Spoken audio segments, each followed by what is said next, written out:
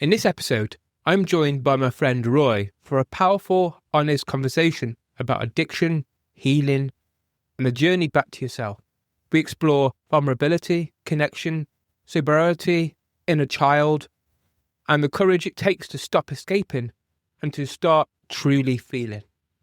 Welcome to You Matter, I Matter, a transformational podcast about reconnecting with what truly matters. I'm your host, James, and each week is an opportunity to explore a little bit deeper who you really are. With amazing guests, we explore topics such as purpose, connection, commitment, and what it really means to live more consciously. If you've been feeling disconnected from yourself, from others, or from life, you're in the right place. Join us on You Matter, I Matter. Now, let's begin. Today, I have one of my friends, Roy. How are you, Roy? Very well, thanks. It's lovely seeing you today, man. Just to clarify, I met Roy at a dance event, of which I've probably been to about 5 times now, I think. And our friendships just got stronger each time. And I thought, Roy, it would be a great guest on the podcast because he's been through an amazing transformational journey, but he's also at the same time, I see as a healthy man. So let's just start off by tell us about your journey. Yeah, cool. My journey started when I was 22, 23.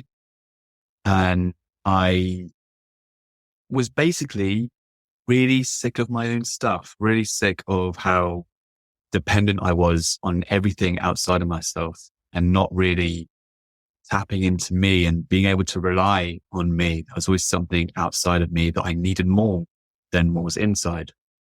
And it was a perfect escape every time. So I was just sick of that script. I got really tired of my own stuff and just made very almost chaotic decisions according to the routine that I was used to. Went through lots of energy work, timeline therapy, neurolinguistics programming. I went to rewrite my future's history as well as my past history. And through that, met incredible people, incredible ways of somatically using the body to release certain emotions through dance, as you would know from the excited dance festivals, and Qigongs and Tai Chis, and getting more into the movement practices and bringing that aspect of yoga into everything that I do, including washing the dishes, as for an example. So everything became like a yoga practice for me. And that even, especially when it comes to communicating with other people, so authentic relating, really speaking up and saying, hey, I feel this. How does that feel to receive? Knowing that I feel this thing right now. And just having that conversation as human beings. So went really deep down the spiritual side, the non-physical side of growth. Went to lots of chanting, crystals, energy work, all the hippie stuff, had dreadlocks down to my ears. And I thought, I want more of a humanistic approach to things. I really want to knuckle down on, yes, the psyche and a little bit of spirituality, but really knuckle down on what it means to be a human first. And then the spirit kind of comes afterwards. But I feel there's a balance between that one as well.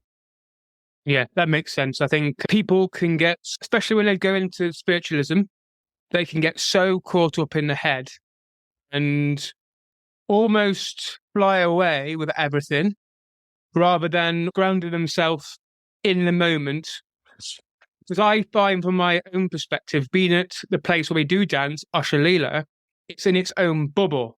So if I stay there too long, I get a bit overwhelmed by it all because there's so much energy there. But at the same time, I have to come back into the other world, as I call it, simply because I know that this is where I do the work. This is where I put the stuff in, what I've learned. This is where I go and meet people and have to really dig down into my own psyche, my own emotions to figure out what to do next. If we go back to the very beginning, when you first started on the journey at 22, what was it specifically triggered that transformation inside you, and what kind of action steps did you take? Yeah, I love this one. So I was in, like most trauma stories, it all started with a very toxic relationship. And we fueled each other's addictions through drug abuse and alcohol. We always wanted to party, but it came to a point where I was working 50 to 60 hours a week as a chef, which is stressful as it is. And then I was just dosing myself so much from my partner, and I never really had me time, never had time for myself. I became really anorexic. I just couldn't hold food down whatsoever. My body was in such an extremity of stress. And then I thought to myself, if I carry on in this relationship, whether my relationship with work, my relationship with my partner, my relationship with drugs and alcohol, I'm not going to survive much longer. Like, it's breaking down. The fact that I can't keep food down, that's a major red flag. The fact that I'm constantly nauseous, it's not a good thing. So then I wasn't quite ready to let go of the alcohol. I wasn't ready to let go of the drugs. I wasn't ready to let go of my work, especially, but I could let go of the relationship because I feel that was really fueling everything. And so I told my partner, listen, I can't do this anymore. Like, my body cannot do this anymore. I need to stop. I need to stop something. And I'm afraid I'm going to have to stop you, basically. That was a huge, chaotic scene. Lots of screaming and angers and cryings. And I was just there, just so deflated. I can't even react to this right now. I'm done. I'm just so done with everything. Of course, I went down a spiral as well. And I had been going down a spiral for a while. It just took a while to really speak up and speak my truth, saying, listen, this isn't working. And then not 2 weeks later, my partner, or my ex-partner back then now, started dating one of my best friends. I thought that was a big stab in the back. I felt very hurt. I felt, mate, how long has this been going on? All these the mind really had a good playground to fool around in with that. And that was the first time in my life, despite all the cocktails of all sorts of substances that I put in my body, that was the first time where I actually felt scared for my life, because I never wanted to get so fucked up in my life before. Genuinely frightened. And I knew my body could handle it. I was working at a burger bar back then as a chef, and the person on the other side of the pass, he was going through alcohol abuse. And he was spent 6 months into AA meetings and 12-step program. And he genuinely looked really amazing. Like, I can see him. He's standing up straight again and he looks healthy. And I thought, what's this guy doing? So I realized he started wearing crystals as I become a hippie. What's going on? I asked him, David, what are you doing these days? What's going on? He said, a bit of this Reiki thing and crystals, but it's mostly Reiki that's been helping me. So, okay, what the hell's that? Like, completely oblivious. What is energy work? What the hell? Energy? So he briefly described it. Okay, so it's like a spiritual cleanse sort of thing. Is that what you mean? And yeah. And then this thought came to my head. I've got two options. Either I go down the medical route, whether it's recreational or pharmaceutical, and go down the counseling route or just my own way. And either way, I feel like at some point, I'm probably going to commit suicide or just accidentally kill myself. Or I try this hippie stuff for a bit. And so I told David, do you think you can try this Reiki thing on me? But yeah, of course, man. What are you doing after work? I said, probably getting really hammered. How about you? Well, why don't you come around mine instead? We can do it tonight. I go, yeah, okay, cool. All right. And he done like a massive crystal grids on my chest, laid his hand on my heart, and I felt this like magma just kind of erupt and encased my entire rib cage and solidified into this hard stone. It was a perfect depiction of where my body was, where my heart was, where my emotions was. And he brought me back around after an hour, and I noticed he was crying. And he looked at me and said, dude, what happened, man? explained the story. Before I knew it, like we were both just crying. He was craving me, and he just said, "You should really meet my Reiki Master. I think she'll be really keen to meet you." And so I did. Worked with her pretty religiously, like 3 months straight, maybe 2 or 3 times a week. And then with that really deep work, and I still smoked. I was still drinking here and there, but it definitely lessened. He just turned around and said, "You've come a long way. Do you want to, if you wanted to learn Reiki yourself, like, I'll happily be your master. It'll be an honor." And even working with her, I've never felt so much at home, not only with myself, but with another human being. And that was the original reason why I started really screwing myself up with all these substances, because I wanted connection at the end of the day. And that's the only way I knew how to have connection. So I said, yeah, let's do it. Then over time, getting all these sort of hints and messages from the universe through dreams, through synchronicities, that the day is coming where I'm going to go sober. But of course, me being me is, man, I don't need to be sober. I can still enjoy myself. And of course, the lessons came around again and again to the point where it was beating me up. It would give me nightmares. It would leave me in shakes and shivers and a cold sweat during the night. And it almost scared me. It did. It scared me straight. It scared me sober. So this was like a year into, like 9 months to a year of doing Reiki for me. And I just went cold turkey from absolute of what it could turn me into after seeing these messages and really acknowledging them and hearing them. And yeah, the first few months were horrible. But then it got better and better. I started learning more about neurolinguistics programming and how my brain is wired, why it's wired that way, and how to rewire that. And then bit by bit, just grabbing these little nuggets of gold and just creating my empire, essentially. It just blossomed from that. Just for the people out there who perhaps are going through something very similar to what you were going through, what kind of signs and symptoms were there? And what one action step could they take? Yeah, funny enough, the hardest thing to get over was smoking weed, because it was so easy, so accessible, so easy. But then it got to the point where I couldn't get out of bed without having some. Sometimes it was with powders as well. Like I couldn't get out without sniffing something. I can eat without having something in my system. I can function during work. I'll be sprinkling a little bit into my cigarettes whenever I go out, which was very regularly. I wasn't eating, especially being a chef, and all chefs can agree with this. It's very easy to miss food, and you just don't get the appetite in that sort of extremities of stress, the physical heat, the mental stretching of how many things you've got to do simultaneously. Yeah, I was living on coffee, cigarettes, and weed. Great deal of the day, like 90% of daylight. Those are the things how I functioned. What symptoms came up out of that? I'm olive skin. I was very pale. So yeah, just look at the body functions and what it's doing, and recognizing, I feel nauseous. Even the thought of food makes me feel nauseous. That's something. Eating makes me feel like this. I can't really digest that well. That's your prime source of energy. So take a look at that first.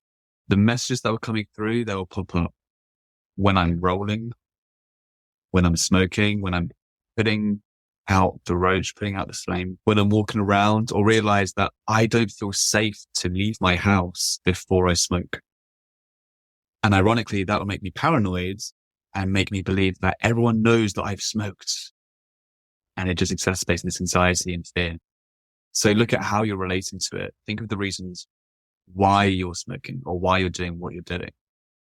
If it's a celebratory thing, are you using it to escape something, an emotion, a situation? And if there's a recurring theme where it's always sadness that you're trying to escape, or always this thing that you're trying to escape, then that's something to address. But in my personal case, and I'm sure a lot of people can relate, it just became any reason at all. And I started planning my life around this thing. And that's another sign as well. If you feel like not necessarily you're out of control, but you're planning your life around the drink, around the substances, that's an issue. You're not the one in control here. I was getting lots of dreams. I still do. Most of my downloads comes through dreams. And there's one particular one where I had a free house in the dream. And naturally I invited all my friends, come around, we'll have a big smoke up, have a good time. And all my friends had a rolling box of something. We were very sophisticated smokers. And we'll lift the lids and I'm looking around, everyone's rolling. Yeah, this is going to be a nice evening. This is all in the drink. It's going to be a nice evening together. It's going to be really cool. I'm looking forward to this. And then a friend brought a +1 who I also invited. I don't know them at all. It's like, yeah, come along. They're your friend and my friend. Cool. And then his box was a lot smaller than ours. I went, okay, interesting. And I just had my eye on him the whole time. What's he doing? And then he brought out a spoon. I thought, that's a weird looking joint. He started heating it up and putting these things in there. I don't think he's smoking weed. I think he is. And then he brought out a needle, like he's shooting up heroin. This isn't cool. I don't want this in my house. And in the dream, I said, listen, I don't want that in my house. Like if you want to do, that's fine, but you can't do it here. You can do it somewhere else and come back and chill. That's cool as well. But I don't want you to do that here. I'm sorry, but bye-bye. And he was like, don't worry about it, man. It's just one little thing. Like, it's all right. And I went back and forth for a while, and to the point where I was wrestling him, like, just get out of my house. He had the needle in his hand, swung around and stabbed it into my ribs. I could really feel it piercing. And then my entire vision went completely psychedelic in the most horrible ways. I couldn't concentrate. I couldn't focus on anything visually. And then these panicking thoughts start coming up of, back then I worked in a school, and I thought to myself, I need to cook for 300 people in a few hours. Like, how am I going to do this? I'm screwed. And all those kids are going to go hungry. And I got really, I'm such a bad person. And yeah, anyway, I was like shaking. I knew I was in a dream. I was trying to shake myself awake. Finally did. Cold sweat. I was shaking so much in real life in my bed. And I still felt this needle in my chest. I thought, that's the weirdest thing. I looked, and like, there's nothing, there's no red mark, there's nothing, but that piercing of that needle was still there. I thought, that was weird. Okay, it's just a dream, Went back to sleep. And it's like someone just pressed pause previously and now just pressed play again. It just carried on from where I left off. And this loop happened, I would say 4 or 5 times. It was a terrible night's sleep. And that's what scared me sober. Not necessarily that you're going to smoke to the point where you take heroin. No, but you're going to lose control, and you are losing control and have been while. It's time to own up and take accountability for all your wrongings and start taking action to just stop this thing and take that control. Nice, deep. I can imagine on your journey, there's been points of setbacks. How did you personally overcome setbacks? Did you take any step back, or were you able to navigate these setbacks quite easily? Yeah, there's 2 sides to this. Like, setback spiritually, yes, that's one story, but setback through addiction especially, yeah. For the first few months, like I said, were extremely tough. I was cradling myself in the bathtub, tears, sadness, fear, angers, guilt, all coming up for me. And I felt like from when I started smoking to when I stopped, my emotional aging was also really stunted. And all the things I experienced within that window just started coming up for me when I went sober. So it's really hard to go through, but I was also pretty much religiously listening to Ram Dass and Muji, who I will say every day, without a doubt, they saved my life and really pulled me through without ever meeting them, with the content that they have online. Like, yeah, wow. And it came to a day it was like, you know what? I think I'm ready to be around people who smoke. And that same day, my friend called me and was like, hey, so-and-so's having people around just for board games. Like, his parents are around. Do you want to come? Like, we haven't seen you in a while. yeah, you know what? I think that'd be okay. Because it being his parents' house, I thought they're going to smoke outside and then come back and we'll just play games. And I'll just stay inside and whatever. That sounds really humble. That sounds really, really warm and lovely. Little did I know his parents were away for 2 weeks and they were all smoking inside. I can feel myself just itching and biting my nails, which I don't do. And I was nervous. Oh man, I really want to smoke. I want to do the powders. I want to do something. I want a stimulation of some sort. And then I thought to myself, okay, what is it that I actually like about getting fucked up? And I thought to myself, I really love getting high, but I don't like being high. And this is a really relatable thing with a lot of people who are in this sort of similar journey where they love getting there, but they don't like being there. And I thought to myself, okay, how do I get high without actually getting high? I thought I need to make a joint. So yeah, cool. Let's make a joint. So many times I've done this, like thousands of times I've made joints. And so my brain has already linked the dopamine, the serotonin, all these lovely chemicals that are released from the brain when you smoke to this action of making a joint.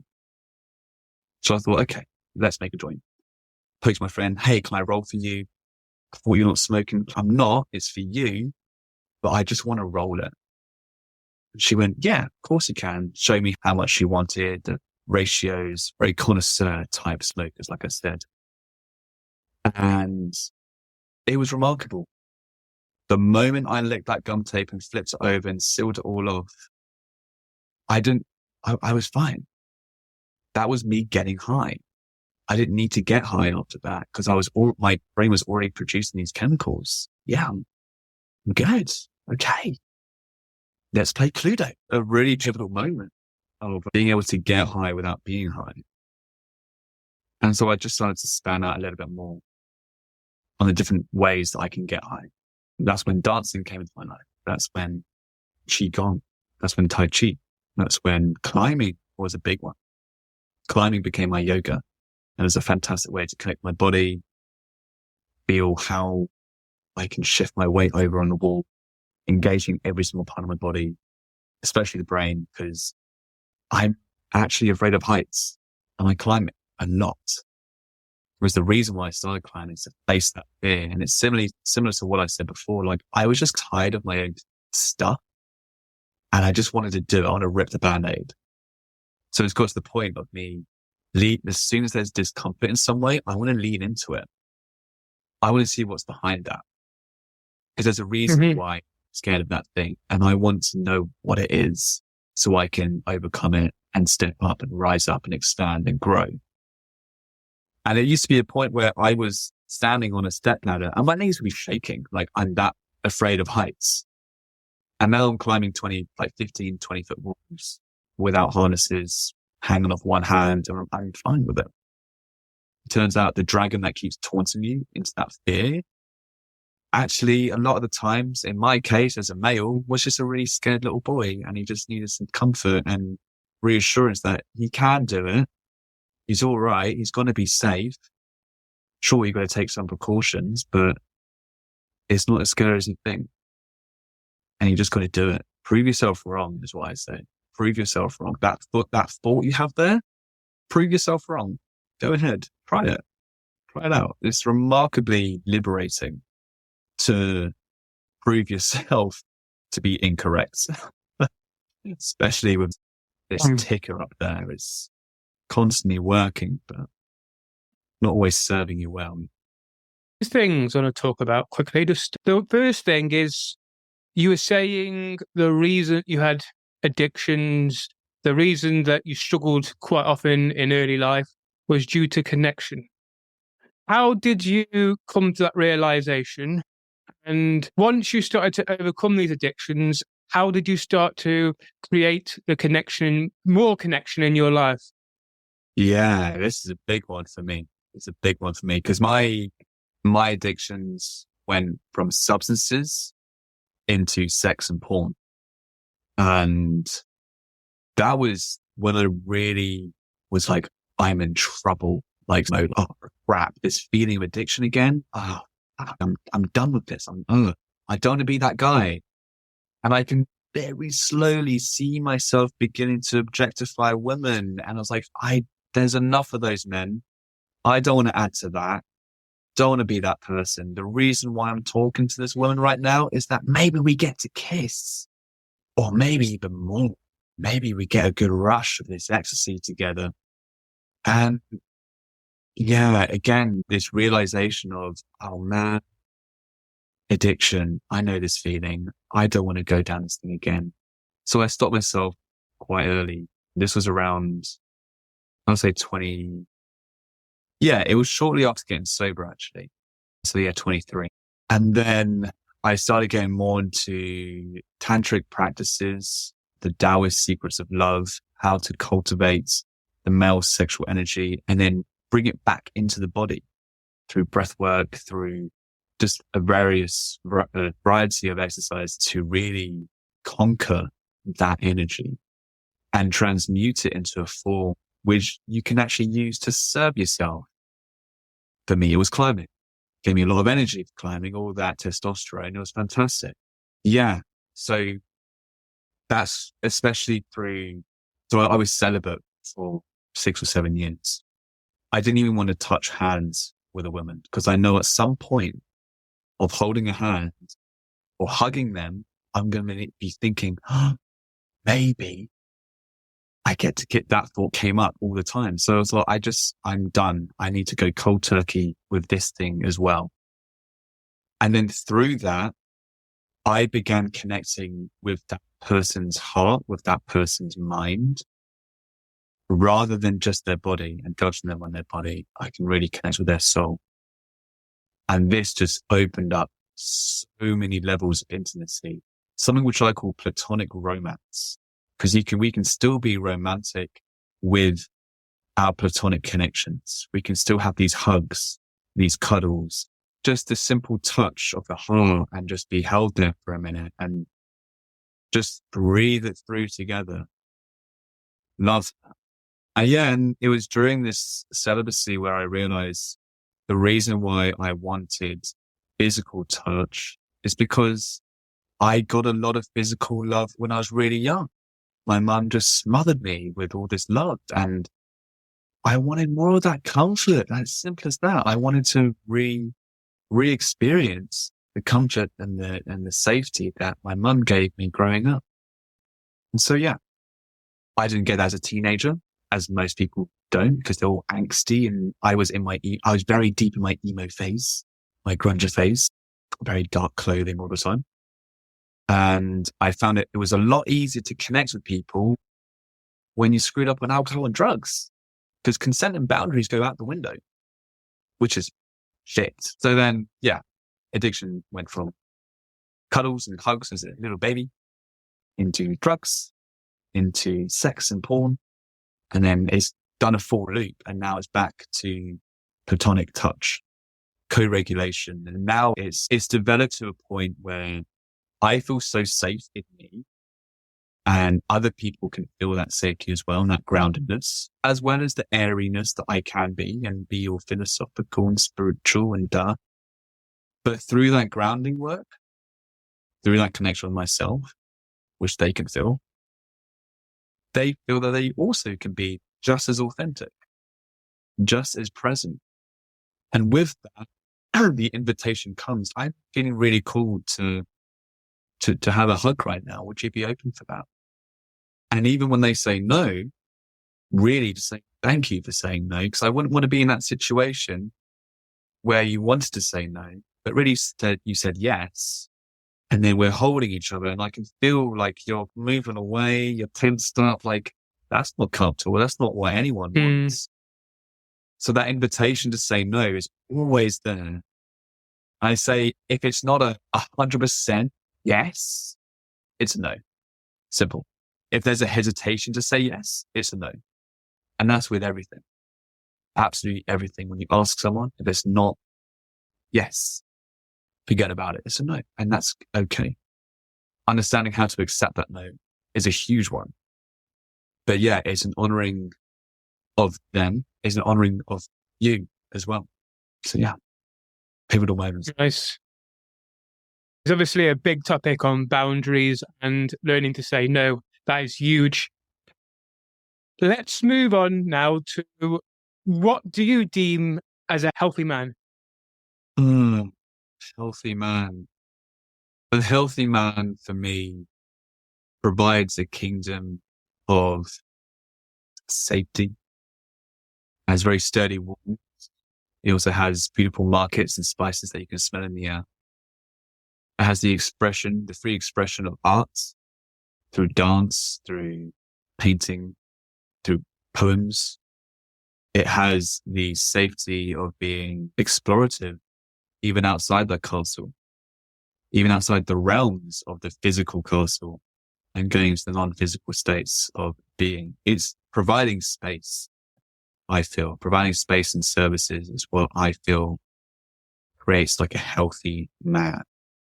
But then also, I guess, having that invitation of the yeses and the nos and just being loved and cared for regardless of what's in front of you. That's what I think. Nice. If there's somebody who's exploring to become a more healthier man, what kind of steps can they start to take? Also exploring being a healthy man, what sort of steps they can take. Tap into your vulnerability.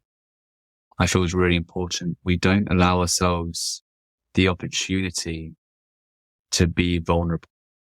Actually, with both men and women, it's just really difficult to really speak up and be like, you know what? I didn't really like that. Without getting into a fist fight or something, especially men in the pub, there's a lot of fights that go on every single night just through miscommunication, essentially. So perhaps communicating what it is you're feeling, whether that's to yourself, in your diary, definitely write things down. For me, I'm really analytically strong. So journaling didn't really help, but just processing helped, just sitting there by myself and just thinking about it without getting too caught or attached to the thoughts that come. That helped me personally, but a lot of people much prefer journaling, just getting it out there on paper. And then through that's going to give you the strength, the opportunity, the groundedness to speak up saying, hey, I've been going through some stuff recently and honestly, I just need to be heard.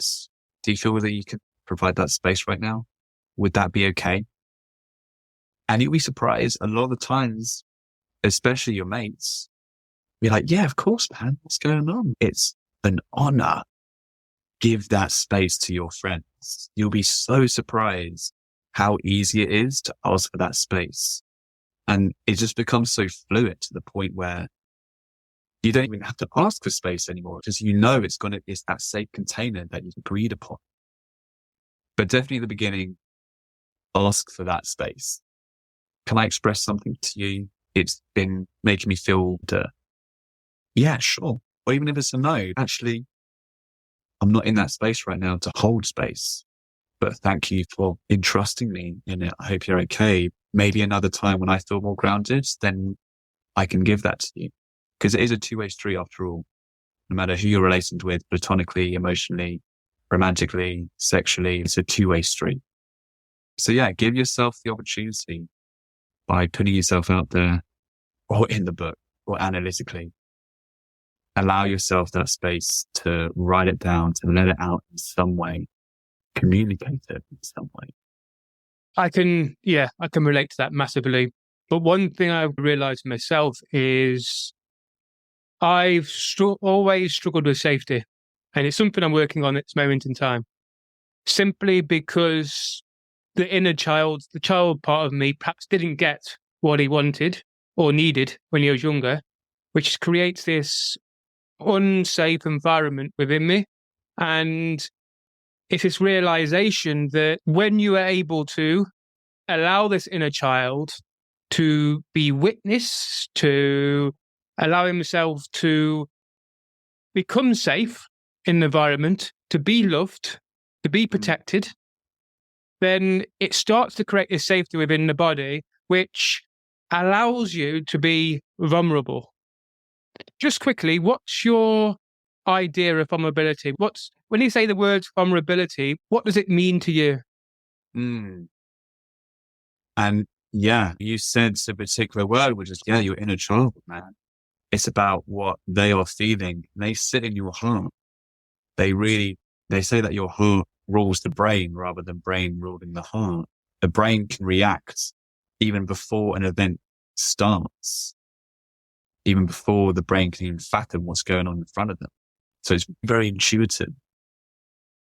So it's about dropping down into that heart space and really listening in what that little person wants in that moment. Do they feel safe with this other person?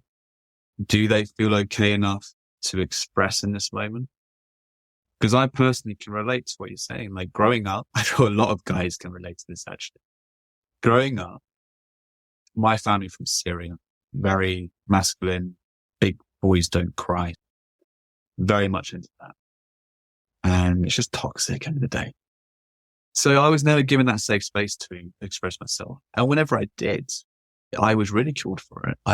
It was twisted to the point where I ended up feeling guilty for making my parents feel a certain way because they were on the receiving end of me simply expressing myself. And me expressing myself wasn't malicious. It wasn't targeting them. It was just me feeling things. So it was twisted into guilt. I now feel double sad because I'm feeling this emotion that I originally had. And now I feel guilt on top of it. So I had linked the expression of sadness, fear, anger, disappointment, whatever, is all linked with guilt. So whenever I felt anything, I automatically felt guilty for it. I felt I shouldn't be feeling this right now. Really suppressing that as much as I can because I don't want to feel guilty. And for me, especially, I spent a lot of time with my mum growing up, and that sense of safety was never really open for me to express to my mum. And so that naturally brought me a feminine wound where even in relationships, romantic relationships, sexual relationships, I feel like I can really express myself to the feminine because at some point I'm going to be ridiculed. I'm going to be judged for it. I'm going to be left feeling very guilty and even more sad and disappointed than before. So what's the point? That was my way of thinking. What's the point of expressing it? I'm just going to feel crap. But through processing, I feel sad because it reminds me of that time when I was also sad back when I was 14, but back when I was 7. And that little person is also quite sad. It's still sad from that event. So let me just really put in and remind myself, it's okay. It was bad back then, but it happened. And you can trust me because I'm you. I'm safe. I'm doing so right now. I wish you could see me. And just reparenting that inner child is a huge step to providing yourself that safe space. Because even it's got to the point where, yes, I can arrange cuddle dates, but very few and far between because it's very specific boxes that need to be ticked before I feel comfortable enough to have that hug, especially with the feminine. I'm still healing that. That's perfectly okay. I'm still in that process. Never stops.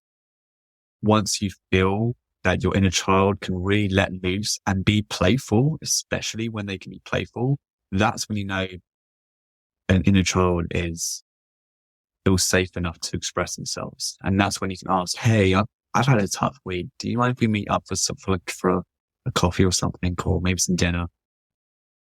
And yeah, guaranteed. Honestly, 9 times out of 10, it's a yes. Yeah, of course we can. Absolutely. Let's do it. Nice. I've been working on the reparenting the inner child for quite a while now, and you can see from reparenting the inner child, the child within the heart, how much of an impact you create with just walking outside, walking in front of people. There's still areas that I need to work on, but haven't we all? But then it's about just really giving that inner child that support, that love, that protection. And alongside that, it's allowing yourself to go and laugh, to go and play, to go and do things that you enjoy. And I think that's super key. You mentioned the feelings of guilt. I'm going to add in shame as well and other emotions. Yeah. How can, as men especially, allow ourselves to embrace these and to heal them? How can we embrace the shame, the guilt? I feel like bringing in one of the four archetypes, male archetypes of the lover, and to reach that divine expression of being the lover, you got to go through sadness. And so a group of us a while ago it was a very closed container of men. And we went through each archetype each day, and it was really beautiful, really profound work. On the lover, it took me by surprise, because at this point, I just came back from a retreat. I felt very good and energized. And yeah, you know what? I don't really have a lot of sadness right now. I feel like I've done a lot of work over the years. I think I'm good. I think I'm all right. But out of respect, I'm going to join the grieving circle. I'm going to join the sad circle, where we all just express these feelings. And the container was that the person hosting, facilitating, will just say, please step close to the fire and call out the name if you've lost it, right? I was like, yeah, this feels nice. I'm just going to honor my brothers here and stay in this space and keep this container. And they got me straight away. The first one was, please step to the fire and call the name of a lost pet. I went, oh, crap. Oh, man. Because the year before, I had to put down my cat of 18 years. She was my best friend. 18 years. She really was my guardian angel. Because she also prevented me from a lot of suicidal thoughts. Without that very animal near me, I would have lost myself a time ago. So yeah, called out her name, Roxy. And then from there until the end of the ceremony, I was just bawling. I mean, so yeah, going back to your question, like how do we step into that and really embrace it? What's coming up to me is a really philosophical, very deep and real quote, which is, get over yourself. Just get over yourself. Just do it. Stop delaying and just do it. Stop giving yourself excuses. Go into that sadness. Watch that sad film. Green Mile was the film that I watched all the time to get the tears rolling. Because I felt it was so hard to release that sadness from the guilt and the shame that I needed someone to really trigger it until I can shed a tear. And annoyingly, if I sang along to a sad song, I'll get a tear, maybe two, but I wanted to bawl it out. I really wanted to cry. So Green Mile was a big movie for me to really get the waterworks going. And yeah, just like creating that safe space for me. So no other distractions around me, even locking the door. This is my space. Watching that movie by myself, even like just lying there, just hugging myself. That's a really big one for me as a physical lover. That was a really lovely thing for me to give and receive simultaneously, just to be held.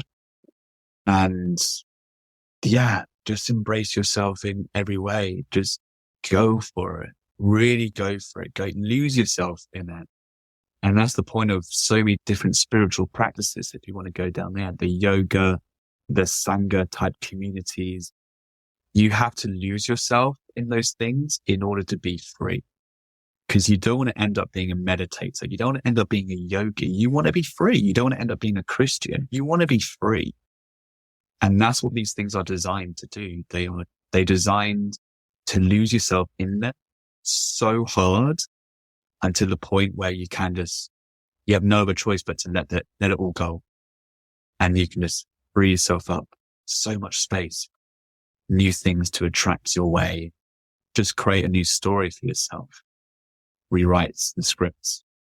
Yeah, that makes a lot of sense. I know from my own watching films like Braveheart, when he gets his head chopped off and he goes, freed. Or Gladiator, when the music comes on at the end, when he drops down dead. And it's, those kind of moments really get me. But I remember I've been through 5 breakups now. And each time, I think over the years, I've suppressed my grief in a big way. And I find it really hard to cry. I really do. I might be able to cry for 30 seconds. Then something stops me dead. And I'm like, come on, let me cry. Because I know inside I need to cry to let it all go.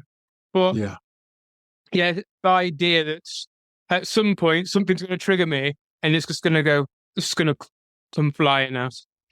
Yeah. Thank you very much, Roy. For those listening, what do you do and what can you offer? Yeah, sure. I'm a body worker. I do lots of Thai massage, Thai yoga massage, and sports massage, something with deep tissue as well as relaxation. I'm a Reiki Master, so I teach Reiki 1, 2, and 3, as well as provide Reiki sessions for people. And I interweave the practices that I felt really helped me and sharing with other people. So like I said before, a little bit of NLP, but mixing with guided meditations, which I'll provide live, like in that room, in that moment, depending what it is that you need. We'll mix in timeline therapy as well. And just really getting deep by providing that safe space for you emotionally, physically, mentally, to let loose and allow yourself some space to free yourself up a bit more. Nice. Thank you very much, Roy. Thank you. It's lovely seeing you, man. And yourself. Thank you for listening. If something in today's conversation resonated, take a moment to sit with it. And if you feel called, share this episode with someone who might need it too. You Matter, I Matter is a growing space. And if you'd like to stay connected, you're welcome to follow or subscribe wherever you're listening. It really helps this work to reach people it's meant for. These conversations matter. You matter, I matter. Until next time, take care of yourself and the relationships in your life.